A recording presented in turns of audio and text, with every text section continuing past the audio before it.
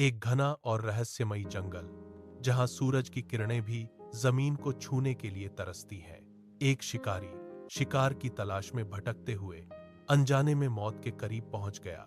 झाड़ियों के बीच सावधानी से कदम रखते हुए अचानक उसका पैर किसी भारी, मखमली और गर्म चीज पर पड़ा। शिकारी ठिठक गया। जैसे ही उसने नीचे देखा, उसके शरीर में डर की एक ठंडी लहर दौड़ गई। वह कोई पत्थर नहीं, बल्कि एक विशाल सोते हुए शेर का पिछला पंजा था। शिकारी के माथे पर पसीने की बूंदें चमकने लगीं और जंगल का सन्नाटा भारी हो गया। शेर ने एक झटके से अपनी पीली आंखें खोलीं और एक ऐसी दहाड़ मारी जिससे पूरा जंगल कांप उठा। शिकारी अपनी बंदूक फेंककर जान बचाने के लिए पागलों की तरह भागा। कटीली टहनियां उसके चेहरे को चीर रही थीं, खून की बूंदें मिट्टी पर गिर रही थीं, लेकिन उसे सिर्फ अपनी तेज होती सांसें और पीछे आते शेर के भारी पंजों की आहट सुनाई दे रही थी।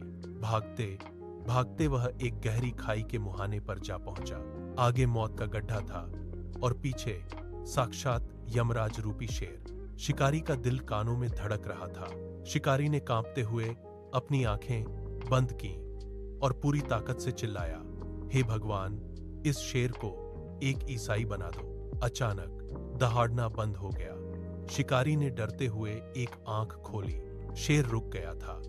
वह अपने पिछले पैरों पर खड़ा हुआ, घुटने टेके और अपने दोनों पंजे जोड़कर सिर झुका लिया।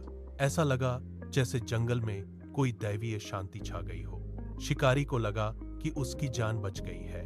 तभी शेर ने अपनी आंखें खोली और बड़ी विनम्रता से बोला, हे प्रभु, इस भोजन के लिए आपका बहुत बहुत धन्यवाद। शिकारी के होश उड़ गए। उसने समझा था कि धर्म बदलने से फितरत बदल जाएगी, लेकिन शेर ने तो बस शिकार करने से पहले की प्रार्थना सीखी थी।